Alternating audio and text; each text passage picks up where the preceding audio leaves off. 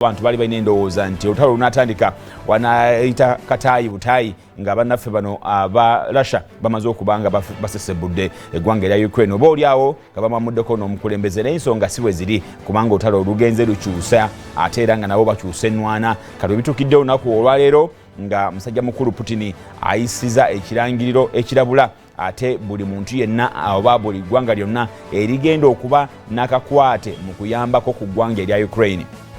Alangiridde nategeeza nti anakikola ne tumutegeera nti butereevu yenyigidde mu lutalo luno bagenda mulumba mu ngeri ya speed lightning tebagenda kugenda maaso na kulonzalonza kukukuba ate ng'ebyokulwanyisa babirina. Yategeeza n'agamba nti tulina ebyokulwanyisa byonna ebisobola okuba omuntu yenna gy'ali singa tunamuzuula nti butereevu yeegasse mu nteekateeka ey'okuyambako eggwanga erya Ukraine oba okwetaba butereevu mu lutalo luno olwa Ukraine.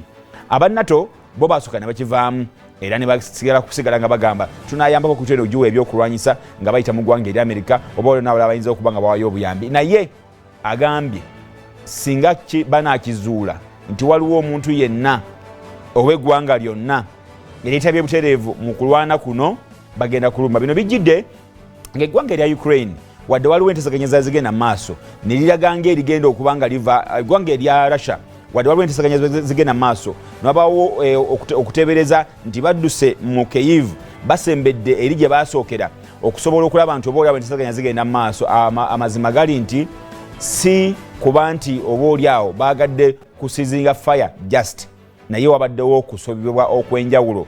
Bajjeno bangi abafudde, tanka nyingi ezoononese ate n'ekyombo kyabwe kiri kisaabalwanyi nakyo ekyageze maaso nekyebbika olw'oluvannyuma lw'okuba nti kyakubwa wabo bagamba nti kyafuna bufunyi ate buzibu. Amazima gali nti olutalo lukaye ng'era Putin lutandise omwezi towerera kaakati bino byakola alowooza nti alemereddwa lwabo abayamba ku musajja mukulu ono owa ggwanga erya Ukraine era ng'agamba nti oba oliawo singa n'abalabula ate bayinza okulekeraawo. Jo yalabudde NATO n'agamba nti mmwe tubalaba mwesese mu lutalo luno naffe tugenda kusumula nuclear ebyabyogedde olunaku lwaluli naye kaakati ate kiriwo y'ensonga eno ey'okulabula buli ggwanga eriyinza okuba nga lisemberera mu nteekateeka eno. Ekyamazima kiri nti lukalubye kati lukalubye anoonyereza kumanya ddala obuzibu buvaawa. Ukraine yeetegesese obulungi yey'amaanyi oba waliwo amawanga agagiyamba kati amawanga galabudde nti ssaawa yonna singa gagenda mu maaso n'obuta okwesigiriza ate nago ajja galumba mu sipiidi empitirivu ey'amaanyi. Waliwo ababuuza nti bali ono bakubisa ki nga ne Ukraine ekulemye okumaliriza nga bwali osuubira togera gimaliriza ogisangule ne ku map. Kakati ayinza okuba abyogera naye ng'atisa butiisa g'amawanga gongedde okunyweza gagamba galina okuwagira Ukraine era egende maaso n'okuba eggwanga erya Russia. Bwe tuvaayo ne kulumba mu ggwanga laffe Uganda embeera y'emmwanyi efuuse y'emmwanyi kaakati buli lunaku abaka ba Parliament